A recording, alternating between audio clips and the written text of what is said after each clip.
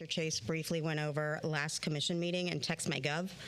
Before we take a look at those, I just want to give you an overview of C-Click Fix. I believe Mr. Reisman brought that up last month, and it's been kicked around the chambers over the past year or so. Next slide. Oh, do I hide? Nice. Technology.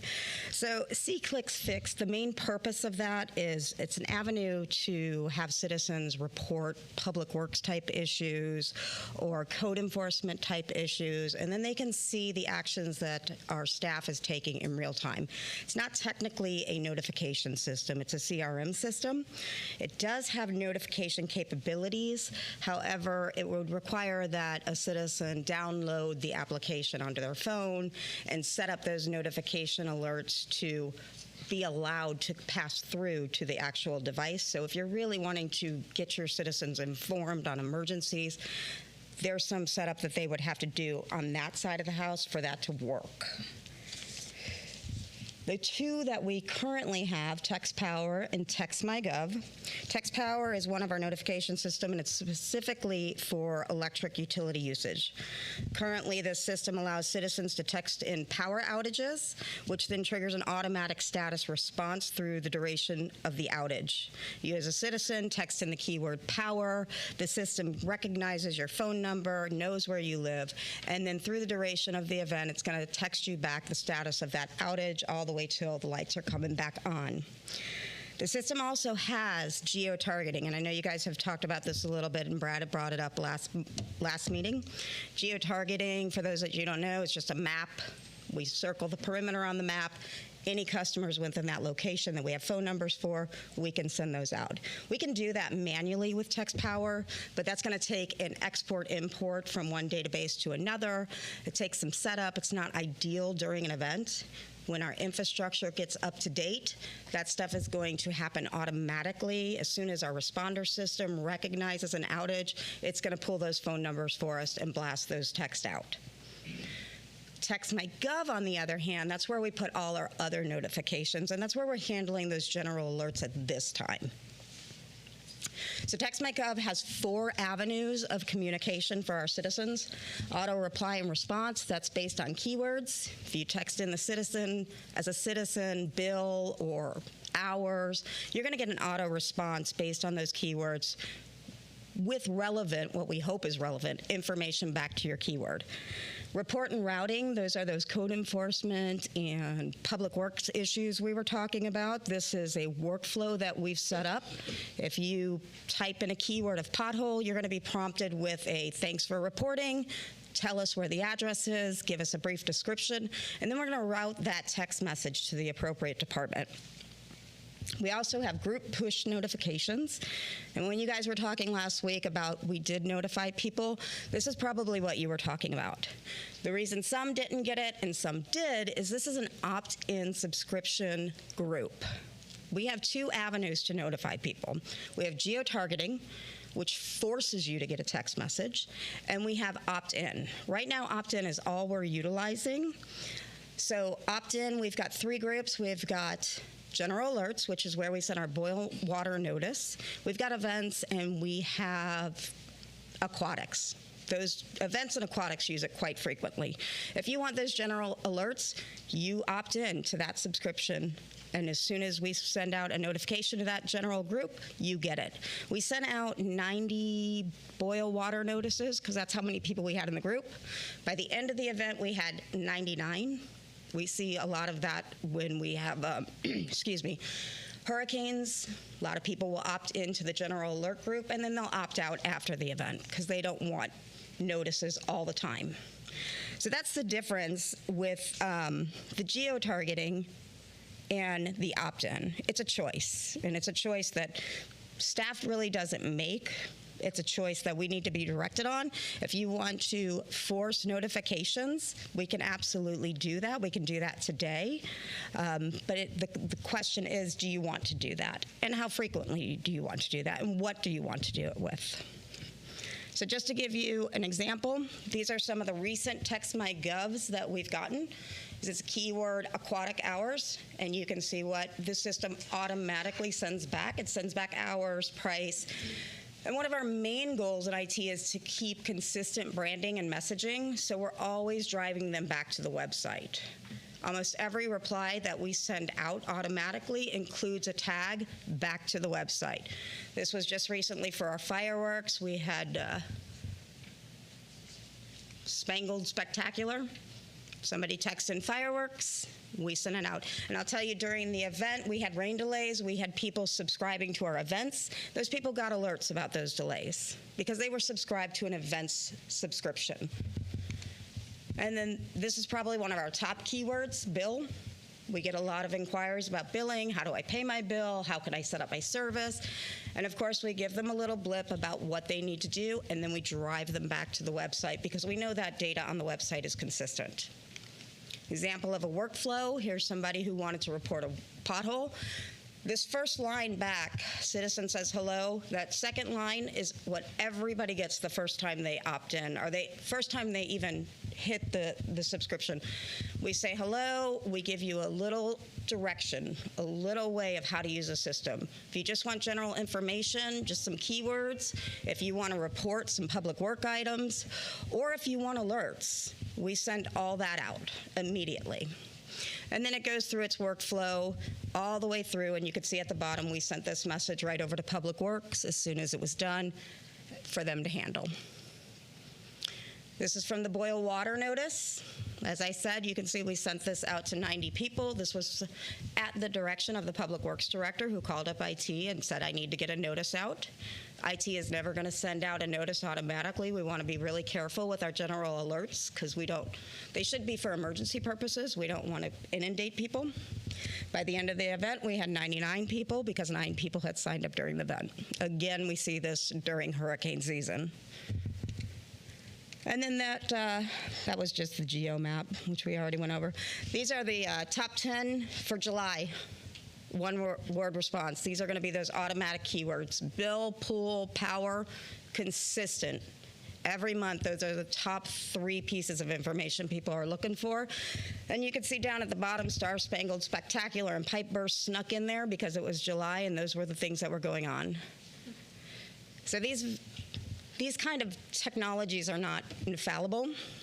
They take some massaging. Obviously, we don't have Star Spangled Spectacular up and available every month. So somebody's going in. We've got a staff member that checks these programs every morning, looks at keywords, try to recognize unrecognized text that is coming in and trying to adjust it. We can't ever perceive how people are going to ask for information. But for the most part, people are utilizing this now. We haven't ran any campaigns to publish and let people know this. This is on the website today. It's been on the website for a while. It's on the very top banner, TextMyGov. We did a Facebook blast, a very minor one, when we first rolled this out about 18 to 24 months ago. And upcoming, we'll be putting this in the billings, and it'll be in the newsletter that also goes out on the bills. Okay. If you folks have any questions, I'll be happy to answer them.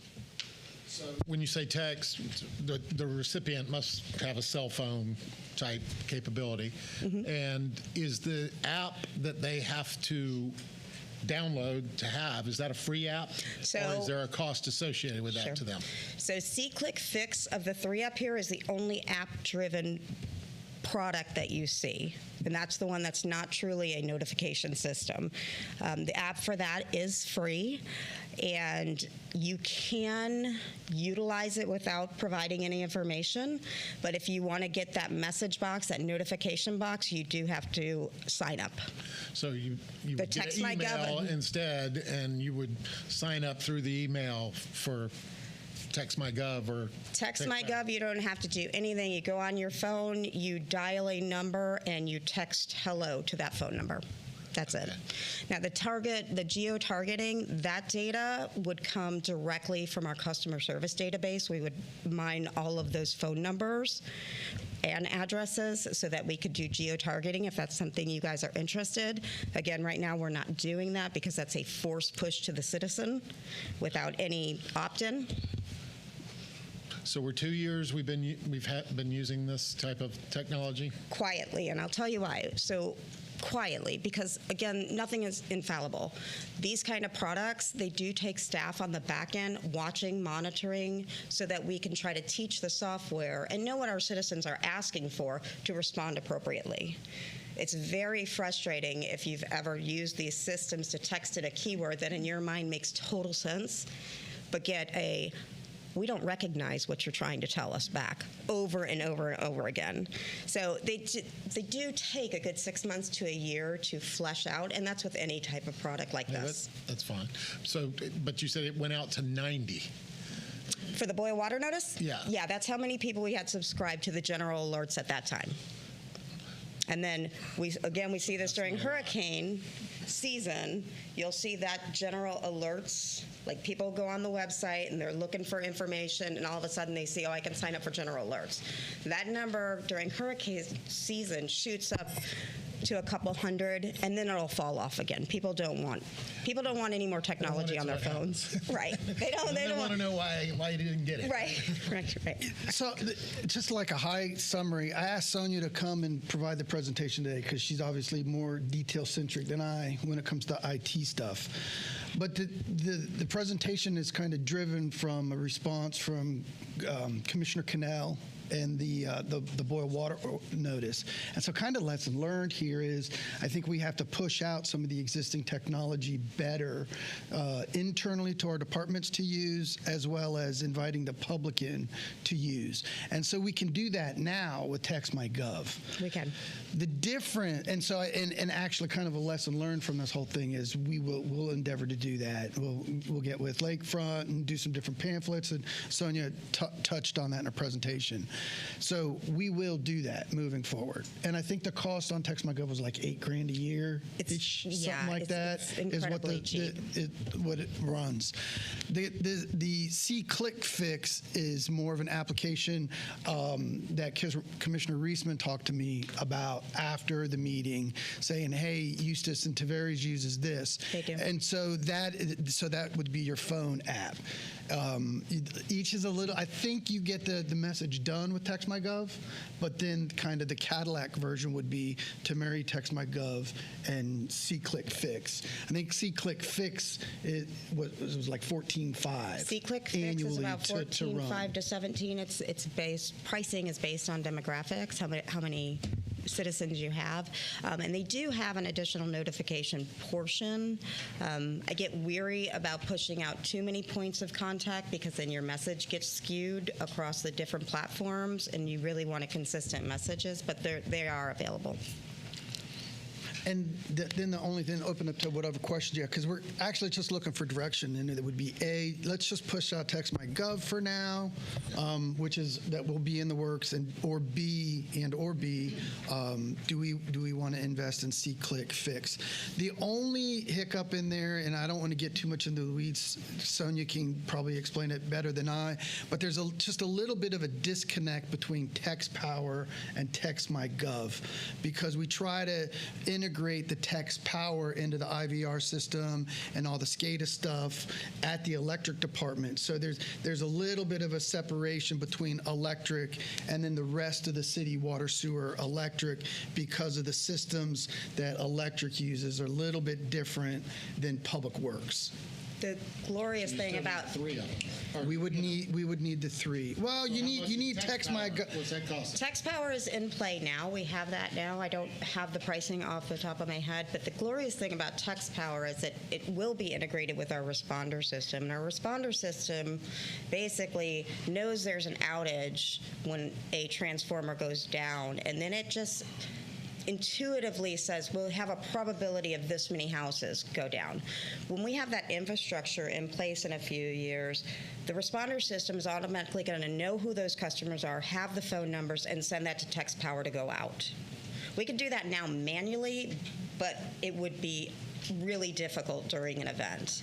But that was the goal of TextMyPower, is to have that responder system automatically know who's out and send them a text message. So that's on the horizon. I have a question. TextPower only lets customers know when the outage is out. You can't text to TextPower to say, I have an outage. Is that correct? That's exactly how it's initiated. You, as the citizen, text into TextPower right now. so that you get that kickoff workflow and stay up to date during the status. Right now, the citizen initiates that, Oh, okay. communication back and forth. Future, that won't be necessary, because responder will know, and it will tell text power, send this person an email or a text message. Say infrastructure in a few years, what are we talking, like Money-wise, money-wise or Money-wise. what kind of just, okay. yeah. And it's a big figure. It's a big figure. We got some work to do. So you need direction. You're looking for direction from us as to which of these avenues. Well, do you guys want to spend the money and do the see-click fix? Is there, at that number and with our systems, 14.5. C-Click So is definitely it's a not- customer response system. It's not a crazy number, that's something that's going to get integrated into, it'll go into IT, and then IT is pretty much an allocated fund anyway, so all the other departments pay a share of IT. So it's a small cost across the city, but in my conversation with Sonia, it felt like the easy, cheap fix is to do better with the technology we have. Okay, so I think we're going to do that. Then the question became, do we want to add on and do the C-click fix? Small number, but so I wanted your input, and I wanted to provide this information to you all so you see that we're trying to tackle some of the questions that have come up. So C-Click fixes bread and butter, and what makes that a standout product, again, is not on its notification side. If your goal is notifications, that's really not the product. C-Click Fix has a really great app, whereas you as a citizen can be out jogging and see a pothole and stop, bring up it's going to geolocate you, it's going to put the address in for you, you're going to take a picture and you're going to hit submit. From that moment forward, there's a little dot on the map that's your report.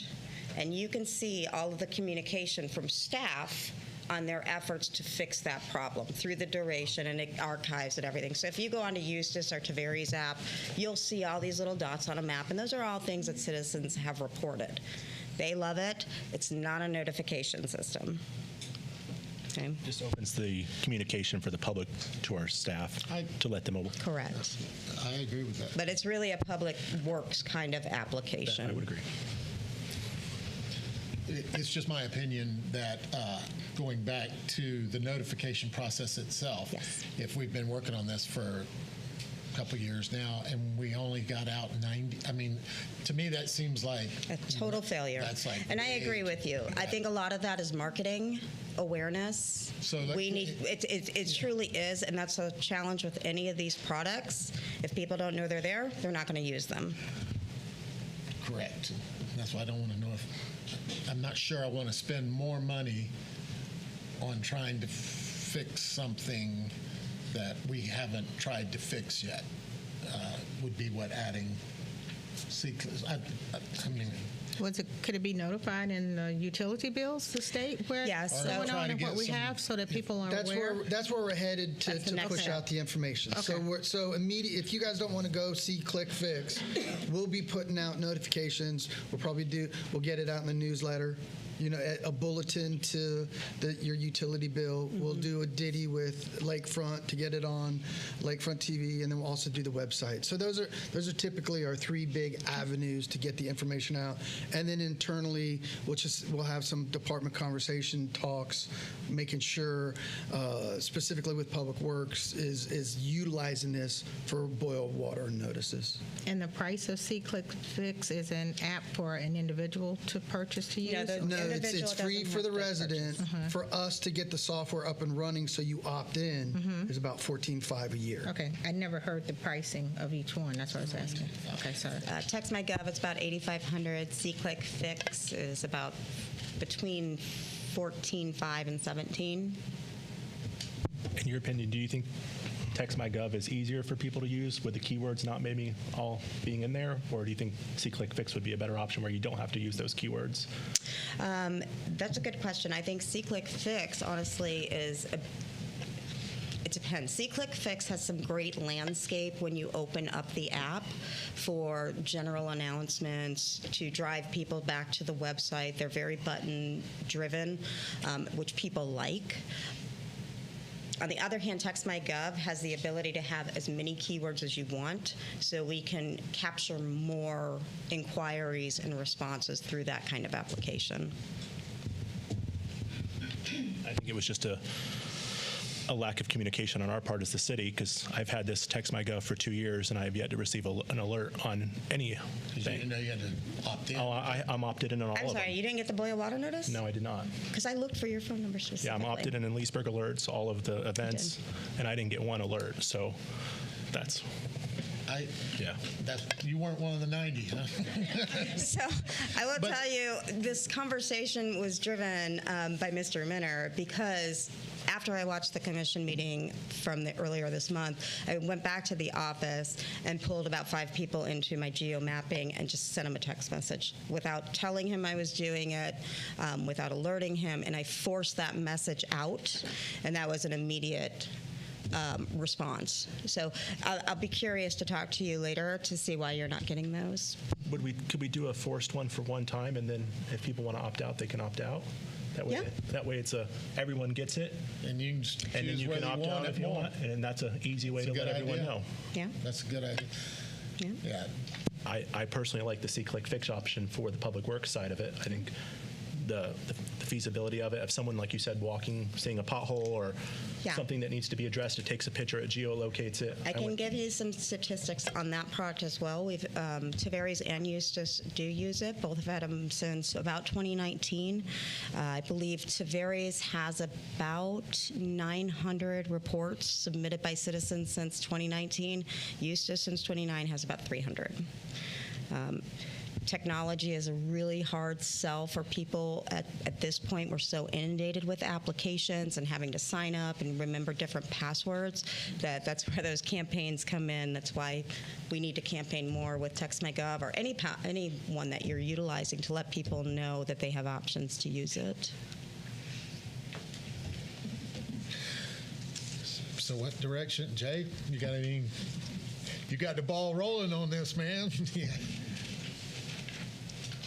I would just say whatever's easiest to use, and I mean, I do think we need to do something to get a notification out. I mean, I didn't realize that we even had any of these things. So I don't think your average citizen realizes it. Right. I think maybe starting with the utility bills would be a good option. But maybe try to get the information out and Sure. see if we can get a little better penetration before we start If that's that adding more the sports stuff to directive, we something. definitely have some ideas. Like I said, we weren't really pushing it because we wanted to massage it first and make sure that what we were responding to was appropriate. Good with that. But with your go-ahead, we will definitely start a campaign. Okay. Any other questions? Thank you, Sonia. You're welcome. Appreciate it. All right. You figure you know where you're going on that? I do. There you go. Thank you. Okay, so let's go to public comments. Item 4. This section is reserved for members of the public to bring up matters of concern or opportunities for praise. Issues brought up will not be discussed in detail at this meeting. Issues will either be referred to the proper staff or will be scheduled for consideration at a future City Commission meeting. Comments are limited to 3 minutes, and would you please give your name and your address when you come up? Are there any public comments? Please come in.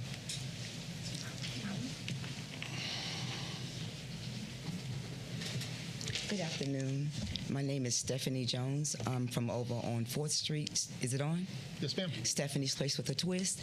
I bought in some packages because I had originally sent out a certified letter to Mayor Jimmy Burry and also to the planner event, Miss Linden. I have those packages with me, and I wanted to share them with you all in regards to the effect that was at my business that I occurred during Bike Week. So if I can pass these out, I would appreciate it. Therefore, you all can actually see how I felt or what I experienced, if it's okay. Yes, ma'am.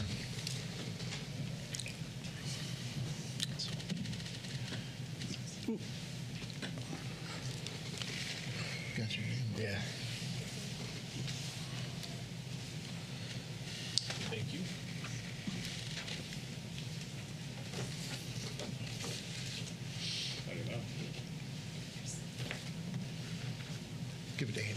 Can you take Mike's? He's not here tonight. There you go. Thank you.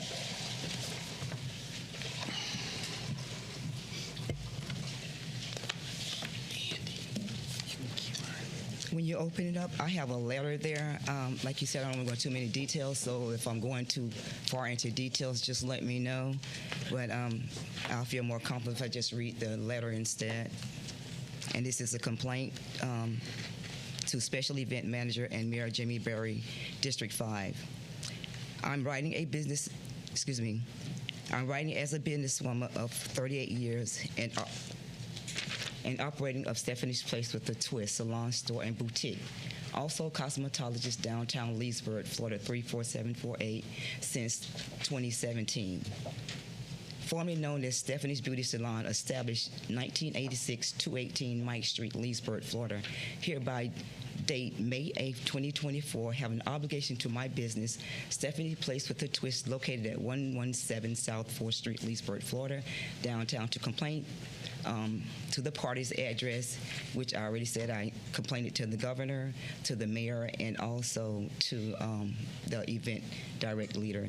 I'm asking for a certain amount of money from the city of Leesburg, from Florida, because of pop-up wall, which you all have pictures. You'll see the pop-up wall and all the different things that I was affected by.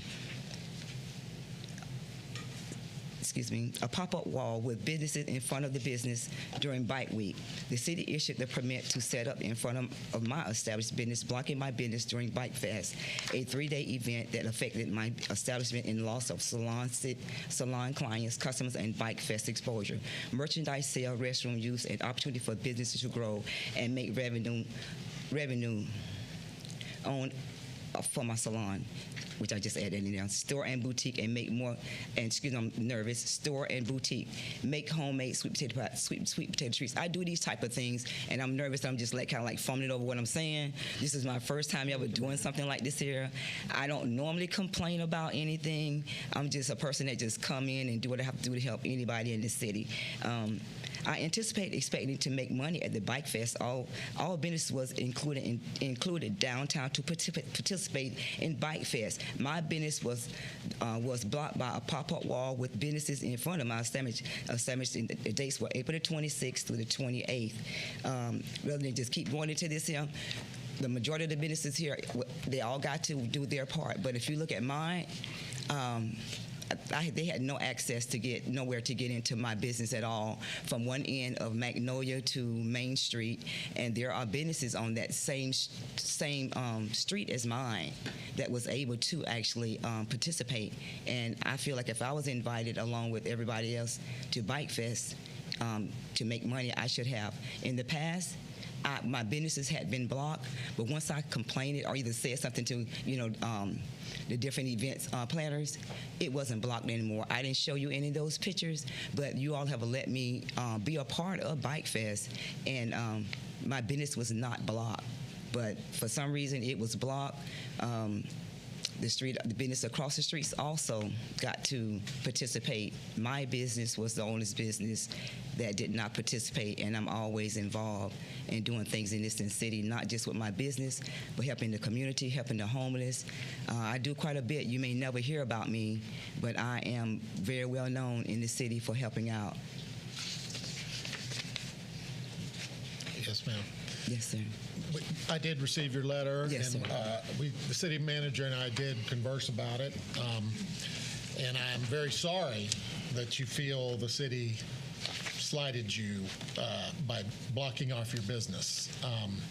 This was the first year that our new entertainment division was running the event. I certainly hope that at future events, more notice is given and made so that that doesn't happen again. I'm personally am very sorry that that's how it worked out.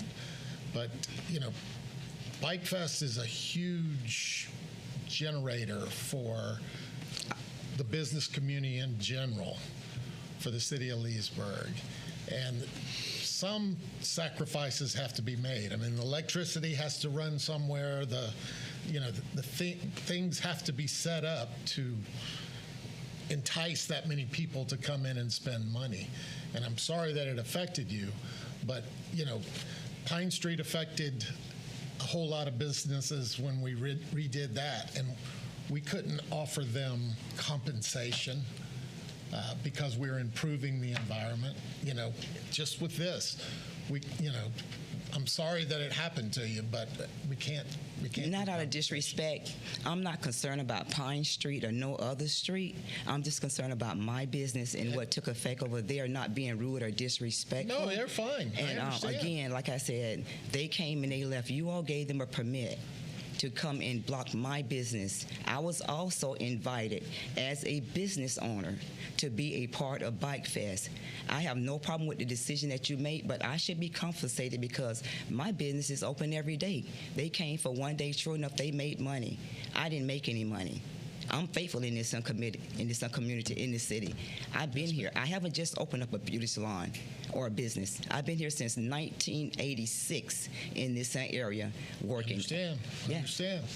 And the email that I received from Mr. I don't want to mess up your name. Minner. Which I don't know what was going on with him, but he was just being, just derogatory, telling me about, what I wasn't going to get and things like that. And like I told him, when I went in to see him, I would prefer just to, talk to the board because he was letting me know, why don't you just sue us? I have no intentions on suing the city. I'd rather come and try to work out things with the city. Again, I don't care how low it may have looked, what I may have, lost. I still feel like I should be compensated for something for my business. And I don't know whether this was direct or indirect as to how it was set up. But again, it was wrong for my business to be not the only business that made money.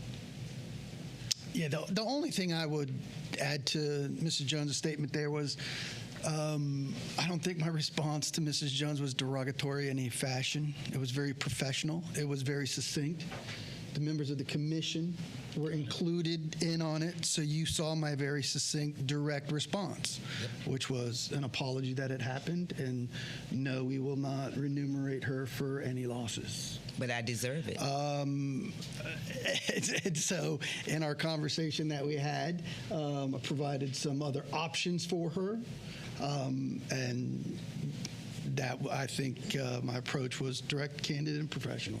The only word I would quibble with is derogatory or some type of slighting, which it was not. Unfortunately, I had to deliver tough news, and I respect Mrs. Jones's opinion. Any other questions, guys? She's referring to the vendor tents. The vendors were located in front of her business. So the tent that you see in the pictures that Mrs. Jones showed, that's a vendor who said it's 4th Street, I believe, right? 4th. That whole road was actually so blocked. 4th Street, I believe it's Except the west side of 4th Street. And on the side where Magnolia is, if you notice, that business had got the chance to make money. The business across the street, Artists, also, they made money. But my side was the side that they literally shut down. I mean, you can't even notice that it's any businesses back there unless you just, just fumbling back there just to be trying to get out of the crowd. So it don't even like my business even exists, and it's been there downtown. I've always had a business downtown. I just moved on 4th Street, but like the last 7 years. But I've always had a business downtown, even when they was actually remodeling behind the library here, when they did right here where you all are. I was there. I was down on Mike Street. I've been quite a bit of places, and have always been faithful to this city and working in this, downtown. So this is not just something I just brought up to, just now or complaining about it, but this is what has happened to me, and I was affected by it. And no notification was given to any of the businesses? They let us know that certain streets was going to be closed off, and they did tell us, but they also told us that we had to write, and they like I said, they did close. They really didn't close it off. They kind of like just put that tent up in front of my business, and people were still able to go, up and down that, as you can notice the pictures and see. I think, you know, the sidewalk was open. No, sir, it was not open. You can see it. You can see it on my side. Those pictures, they tell you can open them up. I did a lot of work. Look inside those pictures. I did a lot of work. Please look inside. I think our definitions of circumstances are different. They were notified. That's from Main Street through Magnolia. Sidewalk is open. Remuneration of lost business is a very difficult conversation. Remuneration of businesses losing revenue during a city event is a very difficult, or city project is a very difficult conversation for the city. There's obviously on occasion times where we disrupt private business, but obviously the overwhelming position from the city is that special events or projects are done to increase business long term. That's our argument. We did notify businesses. We followed a plan. Perhaps next year that plan needs to be adjusted. The sidewalk was open.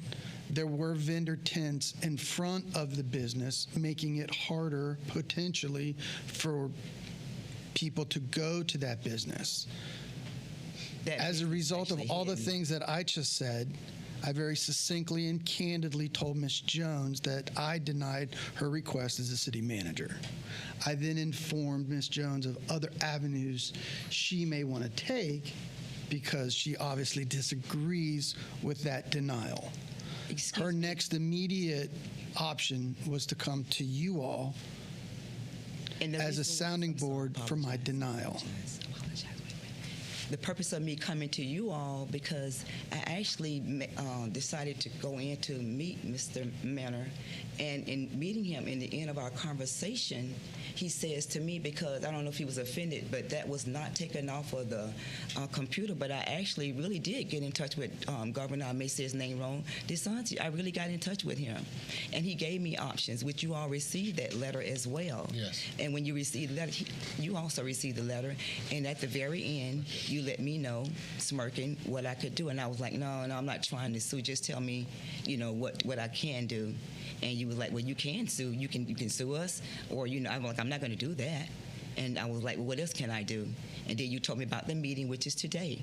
And I said that I will come to this meeting. You gave me another option, and I was, was getting like start talking, but I didn't want to just keep on talking and say the wrong thing. So I wanted to keep it peace with you and me when I left out of there. But you did let me know today there would be a meeting, and so therefore that's why I'm here today, because like I told him, I'd rather hear more than one person speak to me rather than just him talking to me, because when I first got the email, I was surprised rather than who I had sent it to, because they let me know, Miss Linden, that she was out of town and that she would respond to me basically that Monday.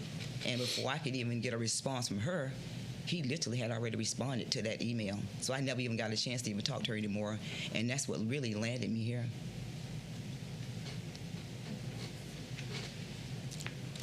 Okay. Any other comments or questions for? No. Okay. All right. Thank you. So what is the what is the say so at the end of it? I think the city manager gave you options. You can. Oh, so you prefer if I just start trying to sue the city, just doing something like that, I would prefer that everybody at Bike Fest make all the money that they could possibly make. No, you couldn't have, because you didn't let me make any money. There are businesses that suffer. My during business Bike was Fest the only one suffered indirectly or directly, rather it was. That is not right. I'm going to keep talking, and if you can put me out or whatever, but I'm going to tell you, you all was wrong, for that was the oldest business, and I'm going to just go ahead and say it. Not being racist, it was a black business, and it was the oldest business that was actually blocked. Yes. Again, I apologize that your business was blocked. I apologize for that. I'm not accepting any apology, because I know that you all don't really mean it. And I appreciate you listening at me, but you all are wrong for blocking my business. And I really do not like the answer that Mr. Minor gave me, because I think he was rude and very disrespectful, but I will leave out. And again, like I said, I'm going to continue to do business here in this city, and I'm not one of those ones that go around just ignoring people in their businesses and making them feel bad because I lost money. Even if you didn't give me what I asked for, you should have gave me back my money that I lost. And I know you see that on there as well. I should have got something. Any other public comment? No, you got a comment? Had a question. Was Ms. Linden was Maggie able to talk at all, or she never did? She's never even communicated with me since then because he butted in and just started talking to me. Excuse me. I never even.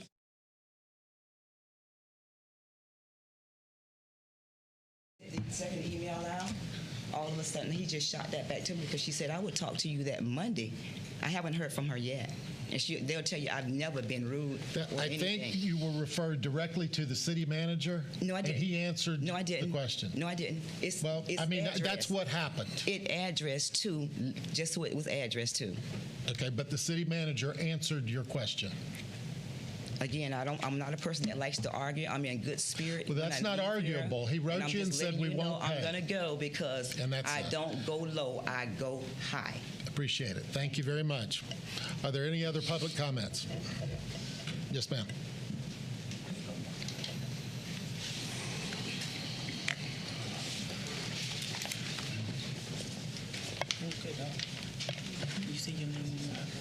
Hello, I'm Mr. Mario Perez. I'm from 2308 Edgewood Avenue. And on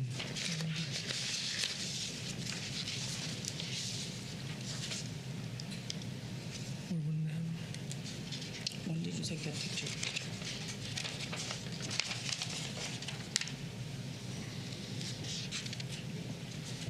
on 5/30/2024, there was a tree branch that fell on one of the poles, so it got to get replaced. But the pole, and they're charging me to fix it. But the pole been there since 1988, the first tap they do. And then the last one was in 2016. And I was just wondering if there's any way you guys can help me with that. My suggestion, get in touch with my office in the morning. Okay. Ask for me. Okay. And if there's some type of claim we need to file, we'll get it filed. Okay. Okay, yeah, because what happened was that it's a cable line post that was in front of the house on the left of the house when you're facing out to the street. And that cable line post had been slanted for years. So they went to cut down the trees. They were trying to get those trees off of those wires because the trees were actually growing on the wires. And I'm Stephanie Mejia, his mother-in-law. My daughter couldn't be here because she just got out of the hospital. But so what happened was when they took that one limb down, it wasn't a limb, it was actually a branch. It hit the wire, and that was so weak, it leaned the post over. So we had to get emergency services to come out and replace that post. When they replaced the post, they told us that post had never been inspected since 2016. And it's supposed to be inspected every 2 years. So we received this in the mail for $3,800 to replace that post that it was our fault. Okay. Come see me in the morning, or if you have issue with that, just contact my office and I'll go over it with you in more detail. Okay, Thank you. perfect. Thank you so much. And the number for you, do you have a specific phone number that you can? Yeah, Melissa in the back will give it to you. All right, thank you so much. You have a wonderful Good evening. evening. Any other public comment? All right.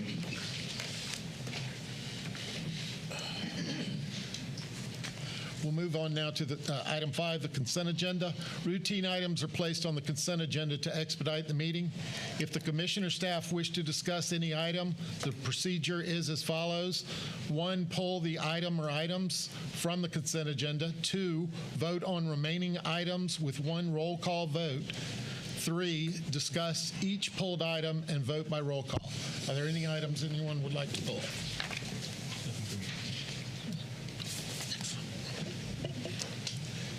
I'll make a motion to approve the consent agenda. Is there a second on that motion? Second. Jake's got the second. Roll call.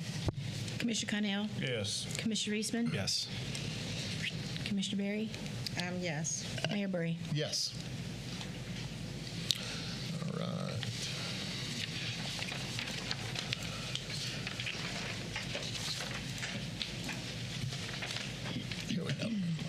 We'll move on to item 6, the public hearings and non-routine items. We'll begin with 6A, which is second reading of ordinances. Someone please introduce 6A1. I'll introduce 6A1 to be read by title only.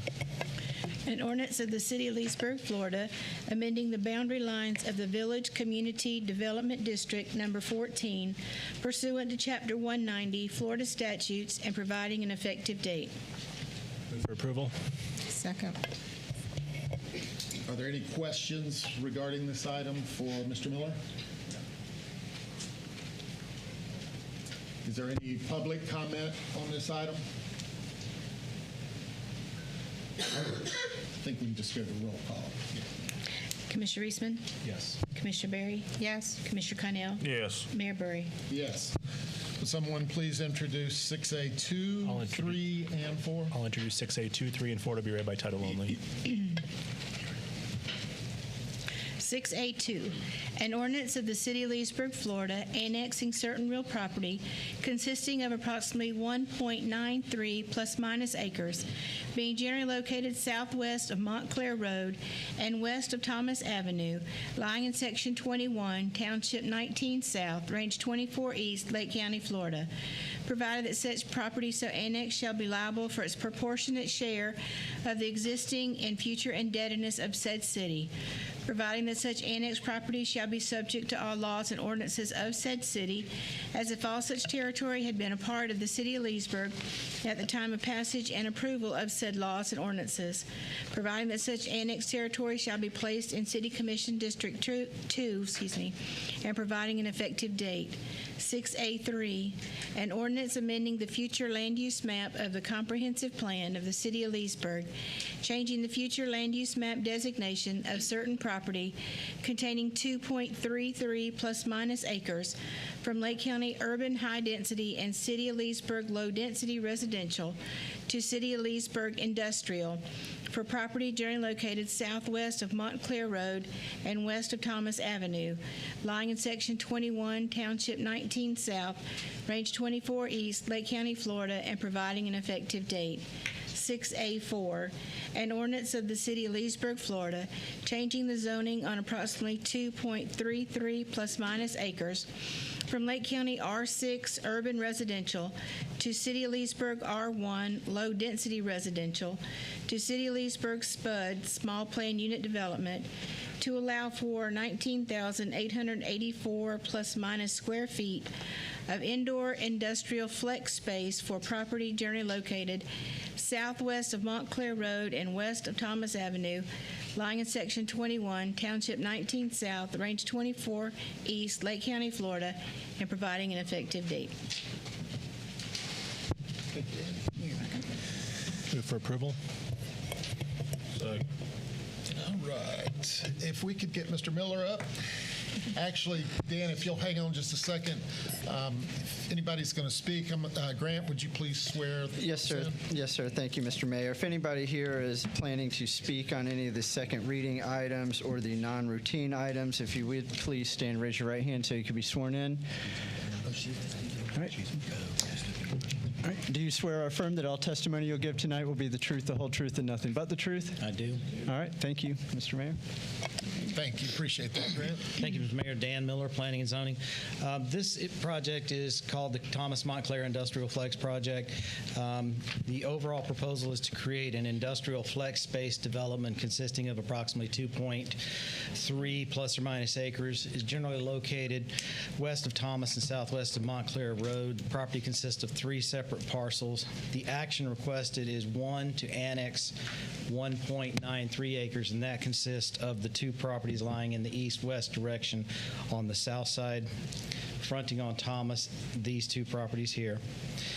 Then we have a small-scale comp plan, which would take all 3 properties and take that from City of Leesburg low density and Lake County urban high density to City of Leesburg industrial. And then finally, the third case would be a rezoning from City of Leesburg R1, which is low density residential, and Lake County R6 urban residential to City of Leesburg small plan unit development. Under the conditions of the small plan unit development zoning, this is industrial flex space development consisting consisting of just under 20,000 square feet of buildings. That would be indoor light manufacturing, building trades and contractors, something similar to what you see down at across from the bowling alley on Main Street at the Leesburg industrial area down there. Would have warehousing, printing, indoor storage. Dark sky lighting setbacks are substantial, 50 feet on the front and 50 feet on the rear. There'd be a 10-foot landscape buffer planted with a solid opaque fence required adjacent to any property zoned residential. And then 35% open space. 2 floors would be the maximum height. 2 access points will be required. There are architectural standards required in the PUD, screening of the mechanical units, those types of things as well. And there is a minor area of wetlands on the back side, on the west side of the property, that will be protected under this PUD. And then all the usual other PUD requirements in terms of the types of grass that can be used. We prefer the zoysia, the Bermuda, the bahia, things like that. Everything has to be on city water and wastewater, so there's no wells or septic. Mr. Chris Zipper of the Senator Architecture firm is here if you have any further questions. Okay.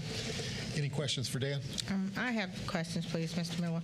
Will you explain again the surrounding zoning designations that was on one of the detail sheets? Yes, ma'am. Can we back this up to the zoning? Or it may just need to go forward, I think, Anna. And then okay. It was, yeah.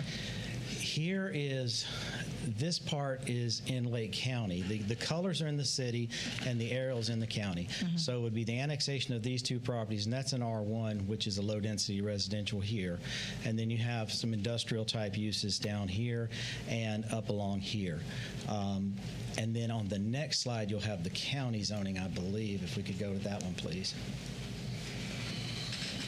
We could go to the next slide, Anna. Sorry. Okay, here would be the Lake County zoning. That's where you have the I believe that's R6, and this is some commercial zoning here.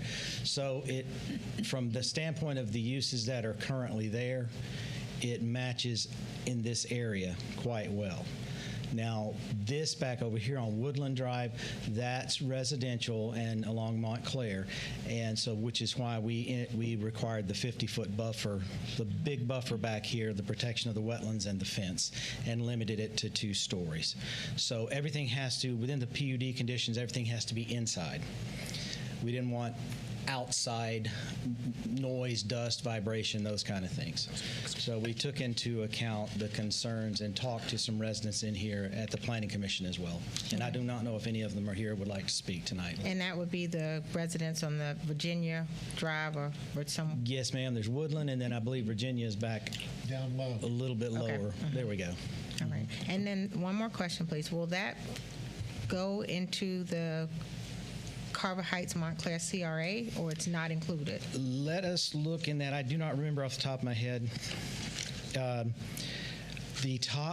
This parcel on the north is already in the CRA. Mm-hmm. The other 2 are not. They could potentially be added. Yeah, and that Commissioner, you asked me, and I didn't get that answer. Grant, so we annexed this parcel. It wasn't spec'd out in the original CRA boundary description. I'm going to say it doesn't go in the CRA unless we go back and modify the boundary. CRA boundaries, that's right. So the answer is no. It would not go into the CRA, and the new growth from it would be a general fund revenue. We would have to go back and modify the Carver Heights CRA boundary and adopt that parcel. And so, being a home rule county, it's something that we could do, but I wouldn't recommend do it. We would need to take a comprehensive look, I think, to see what we have around that area brought in to make it worth our while. I mean, if we keep on bringing every little singular piece, I think we're going to agitate the county, and probably rightfully so. So I'm just asking, so over that corridor where the residential side that's lying right against the CRA, that diamond shape, that's not, none of that is included, and that couldn't be added. So it's not a benefit to the CRA for as tax purposes for Correct. this thing. Okay. It would total the new tax revenue generated from that development would go completely into the general fund. Okay. And this was selected to go to this area based on the industrial that's already there? Yes, ma'am. Okay. Thank you.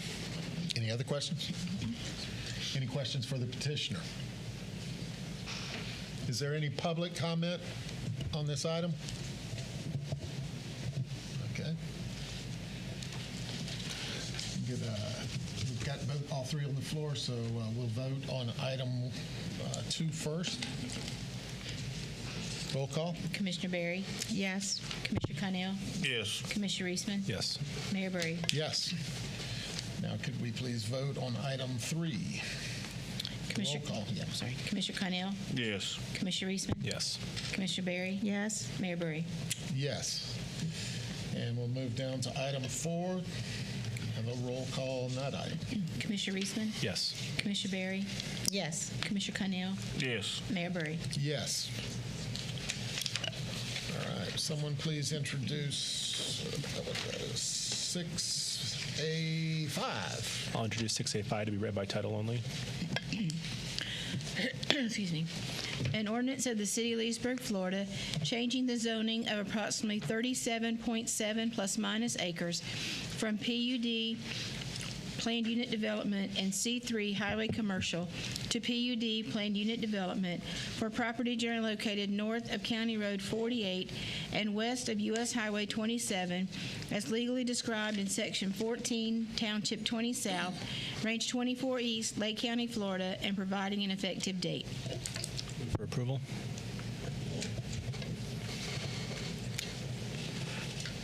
Second, just so we can talk about it. Thank you. Mr. Miller, would you please? Thank you, sir. This is the CR 48 Bright Leaf Residential Project, PUD. Consists of approximately 37.7 plus or minus acres, generally located north side of County Road 48 and east of US 27, directly behind the Publix shopping center. The request would be to amend the current zoning. There is no change requested for the future land use. Overall, there would be requesting a PUD zoning for the entire property, which would allow future construction of a proposed residential development consisting of a maximum of 250, I believe it's 253 attached single-family residential units. When I say attached single-family, we're talking about townhouses, which would be platted and individually sold. Currently, the property is zoned PUD on the north side and C3 highway commercial on the south side. The existing PUD on the north side allows 116 townhouse units on the 20-acre portion on the north. The existing C3 zoning on the south side of this property would allow all the standard commercial uses in a C3 zoning.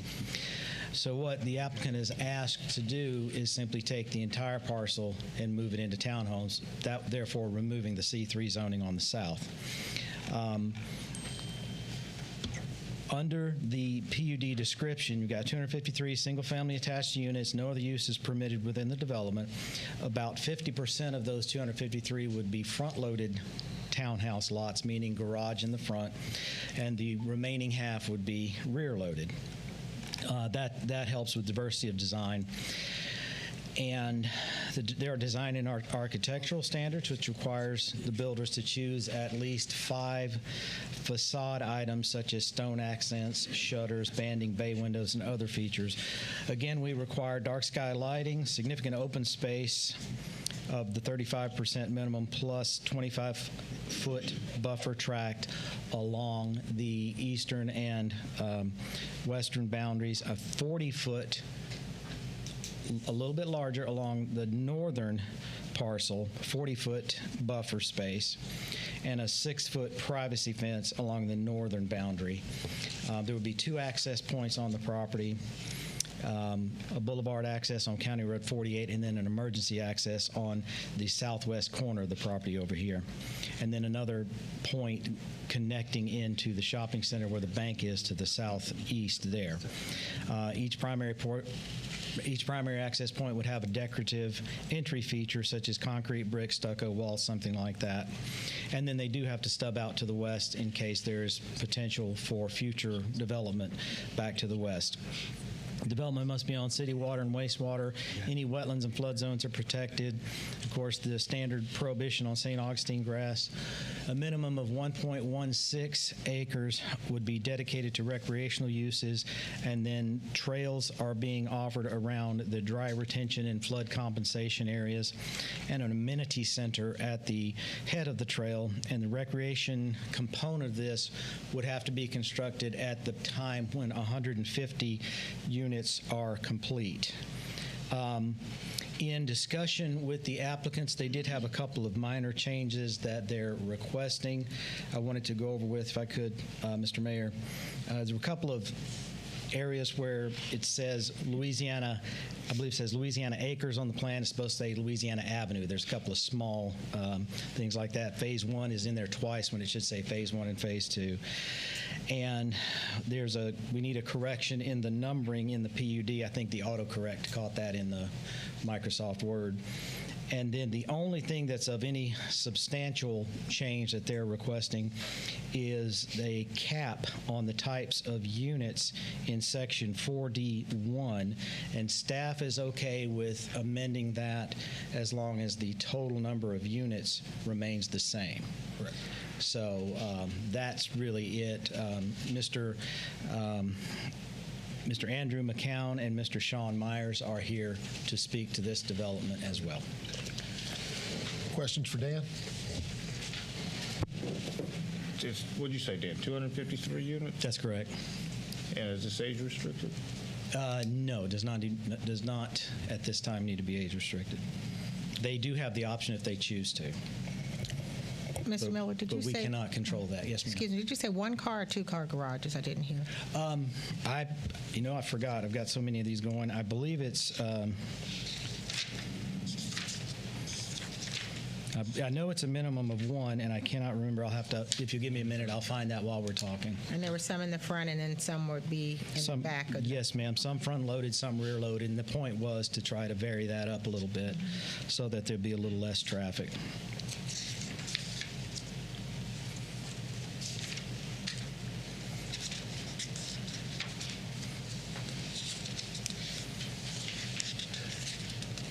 While Dan's looking for that, did we have quick questions for the petitioner?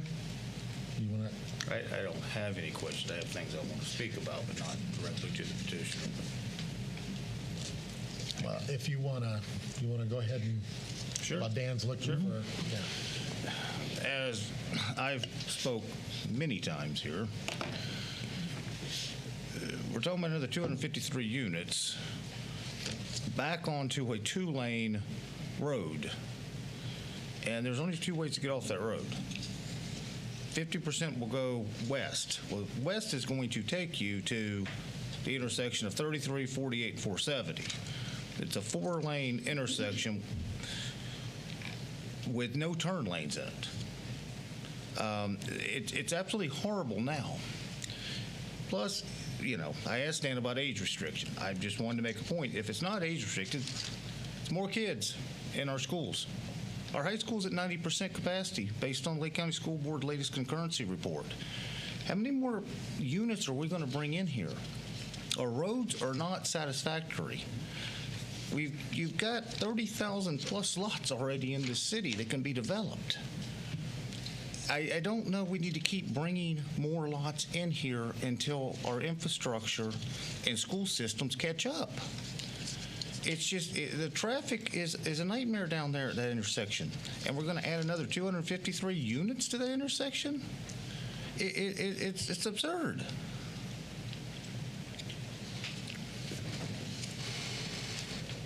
Dan, do you recall the original PUD on this? How many units it was? 116 on 20 acres. How many? 116 on 20 acres. Okay. So and then it still would be a commercial application up front.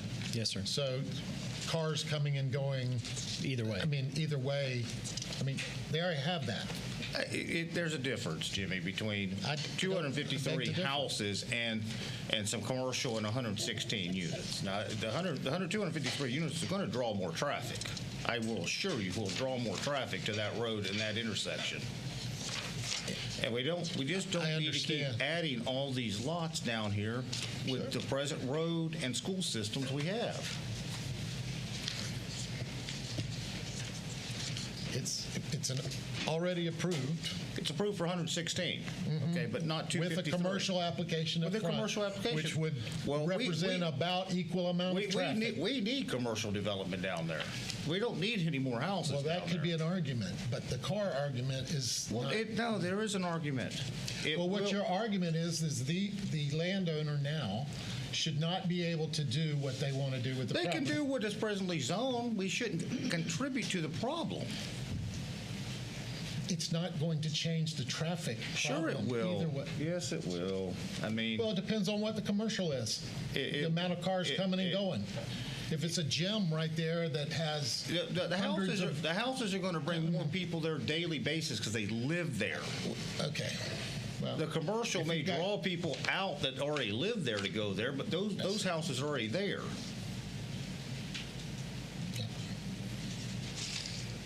So do we have an answer for that one yet, Dan? or- The PUD requires 2 spaces per unit, but it doesn't specify on a garage. One in The- and one in their driveway is what that's going to be. At a minimum, So it's yes, a sir. one-car garage, is my guess. So, okay, so do we have any other questions for Dan? Okay. Questions for the petitioner? No questions. Allison, you okay? Nothing, good. nothing for the petitioner? Is there any public, would the petitioner like to say anything about this? We'll give you your shot too if.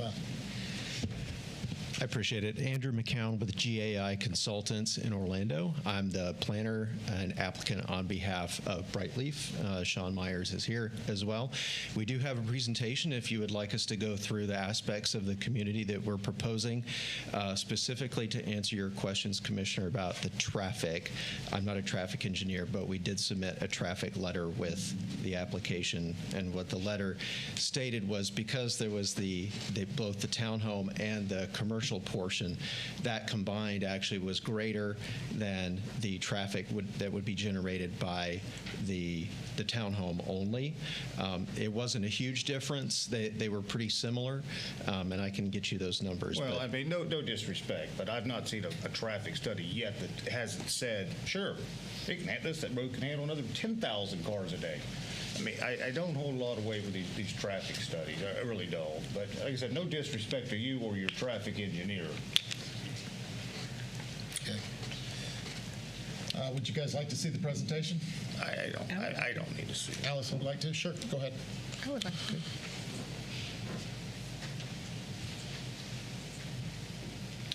All right, so again, my name's Andrew McCown with GAI Consultants, and first up, we've got a brief introduction from the developer, if you want to introduce yourself. Hello, Mayor, Commissioners. My name is Sean Myers, 1133 Louisiana Avenue, Suite 101 in Winter Park.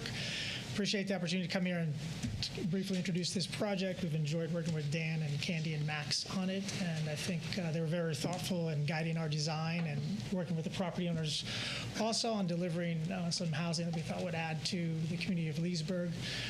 We've been doing residential development for about 25 years, primarily in Central Florida. Our recent projects, we did one in Eustis, which was 213 units, one in Hammock Oaks and Lady Lake, and one in Orange City.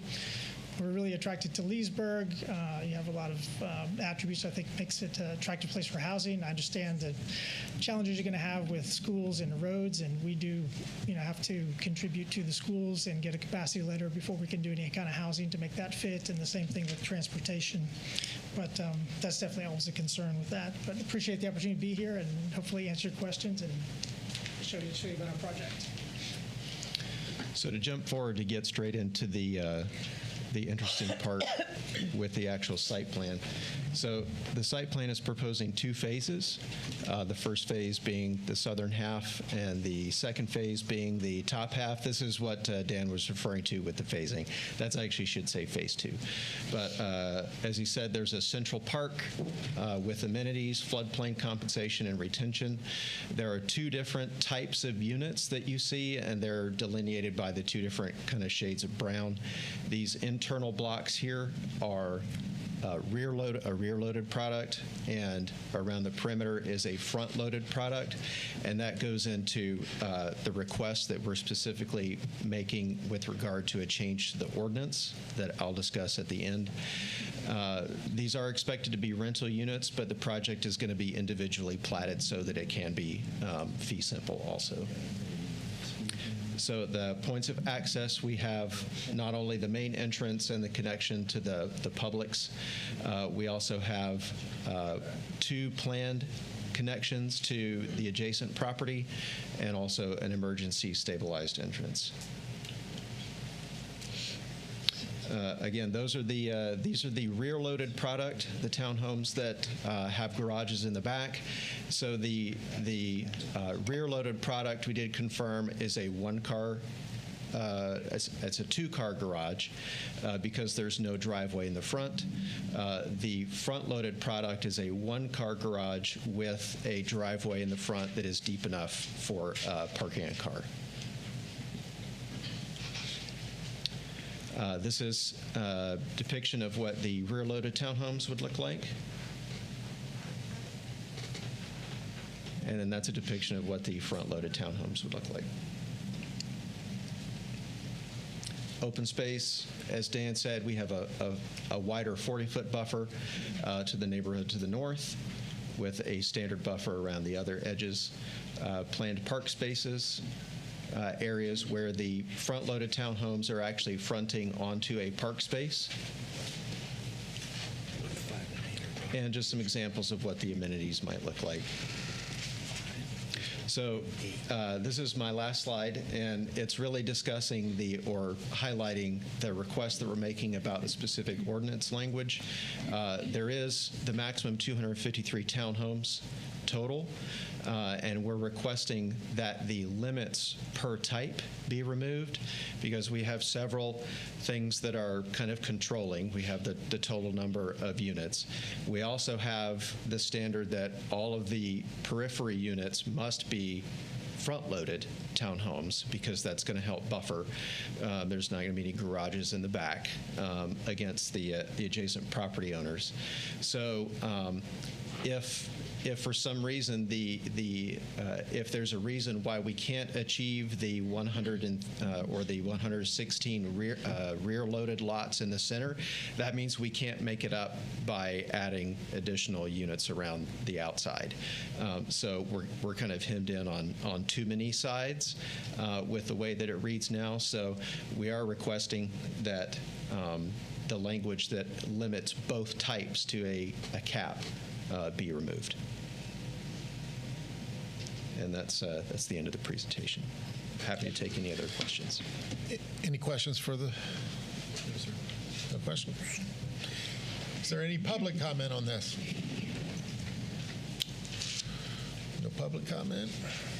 I think we can do Just one more thing. Okay. I mean, I've said pretty much what I want to say tonight, but the last thing I do want to mention is that, I mean, how many times over the years have we had projects where the citizens get up there and just basically beg you, please don't do this. No more lots, no more traffic on these roads. We should listen to the public. I mean, we're elected officials. Who we're elected by? We should do what they want. And the general public doesn't want any more of this. They want to slow this stuff down some. They're tired of the road systems being congested. Our school systems are pushing max. I think we need to listen to the public. I mean, that's who we should answer to is the public. And we should do what the general public wants. That's all I have, Mayor. Okay. Yeah, I just wanted to jump in and make a couple of comments on the quasi-judicial process again. For rezoning cases, those really fall within the quasi-judicial realm. And so the way that works out procedurally is if the applicant submits their application and their application meets the requirements of the code, then the burden has been met by them, and the burden then shifts to opposition to demonstrate how the plan does not meet the requirements of the code. And so when we're thinking about, I guess, input from the public about general concerns they might have about things, that is a little more appropriate for consideration when we're looking at annexation and when we're looking at future land use comp plan changes. When we're looking at rezoning, it's a little more narrowly focused in terms of that particular property and has moved outside of the sort of legislative type decision making. So, in order to demonstrate that the application does not meet the requirements of the code, there would need to be competent, substantial evidence that has been furnished to demonstrate that the code requirements have not been met. Now, that could come by way of factual testimony from members of the public. If there's issues about opinion, whether certain technical standards might have been met, then it's a little more difficult to take the public's input on that issue unless they have some particular knowledge or training or experience in that area in order to give sort of an informed, credible opinion on that. And so it's not to say that the public's input is not valuable on the rezoning issue, because it is. It's just sort of a different standard of how you have to take that information. Is the information credible? Is it reliable? Is it something that we could competently base a decision on? Or is it not that? And so that's really what you just need to focus on, again, for the rezoning cases more so than anything, because those fall within that trickier or tighter standard, I guess, in terms of needing the competent substantial evidence. So if it exists, if it's been demonstrated that perhaps the application does not meet code requirements based on competent substantial evidence, then a denial would be completely appropriate. But if there's not competent substantial evidence to refute the applicant's, I guess, initial satisfaction of the burden, then it's a lot more difficult. And so I just wanted to kind of go over those points and make sure everybody was clear on that. So again, rezonings are a little tighter standard than the annexation and comp plan amendments. Thank you, Grant. Any other comments? Excuse me. We'll have a roll call. Commissioner Berry? Yes. Commissioner Carnell? No. Commissioner Reisman? Yes. Mayor Burry? Yes. Someone would please introduce item 6A6. I'll introduce 6A6 to be read by title only. Excuse me. An ordinance of the City of Leesburg, Florida, establishing the Grace Key Groves Community Development District pursuant to Chapter 190 Florida statutes, providing for authority and power of the district, providing for the Board of Supervisors of the district, providing for the district budget, providing for functions of the district, providing for miscellaneous provisions, and providing an effective date. Move for approval. Second. Discussion. Anybody have questions? Is this an item, Grant? Do we need public comment? I mean, this would not. I think if you want to invite public comment, would be okay for this item, just to cover that. Is there Yes, any sir. public comment on this district? I would just say I'm Kyle McGee from Q-Tech Rock LLP. Please come up. I didn't realize. No, I'm just Kyle McGee from Q-Tech Rock LLP on behalf of the petitioner here, and happy to answer any questions if there are any. Okay. No, I mean, you guys don't have questions on this issue? And any other public comment? Roll call. Commissioner Carnell? Yes. Commissioner Reisman? Yes. Commissioner Berry? Yes. Mayor Burry? Yes. There you go. Thank you very much. Someone please introduce 6A, 7, and 8. I'll introduce 6A7, 8 to be read by title only. 6A7, an ordinance amending the future land use map of the comprehensive plan of the city of Leesburg, changing the future land use map designation of certain property containing 2.4 plus minus acres from general commercial to low density residential for property generally located north of Hill Street and east of Penn Street, lying in Section 22, Township 19 South, Range 24 East, Lake County, Florida, and providing an effective date. 6A8.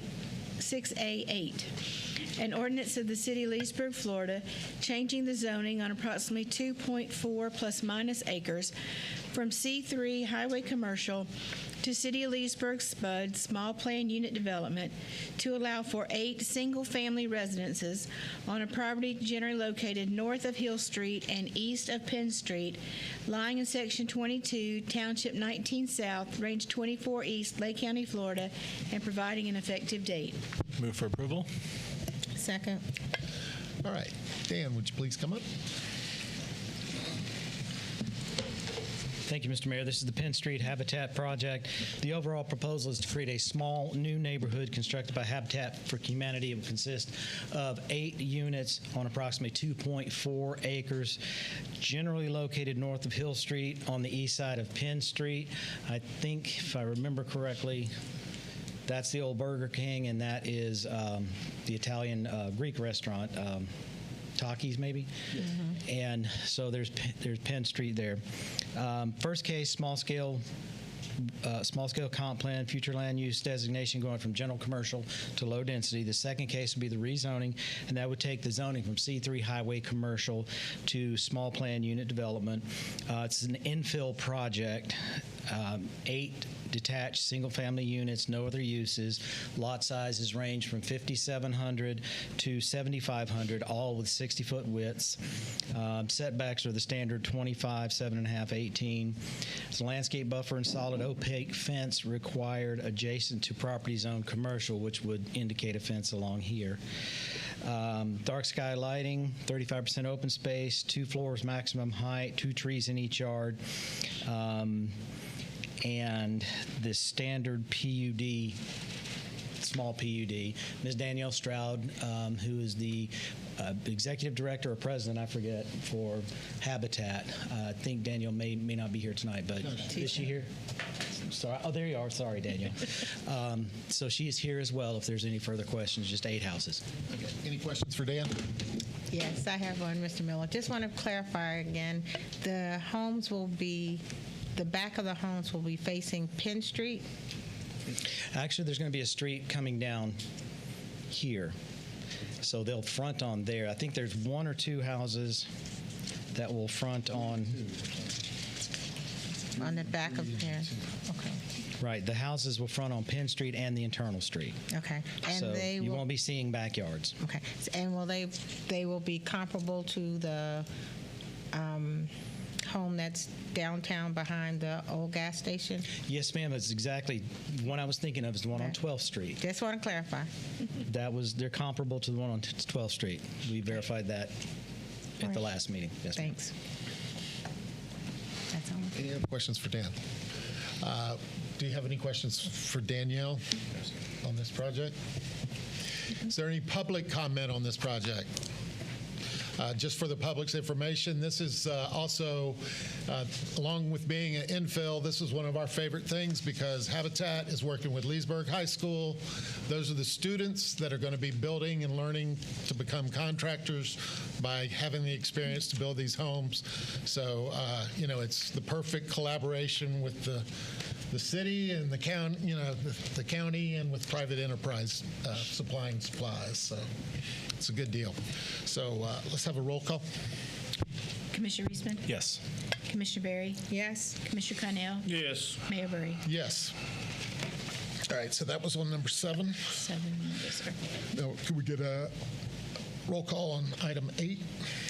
Commissioner Berry? Yes. Commissioner Connell? Yes. Commissioner Reisman? Yes. Mayor Burry? Yes. Someone please introduce 6A9. I'll introduce 6A9 to be read by title only.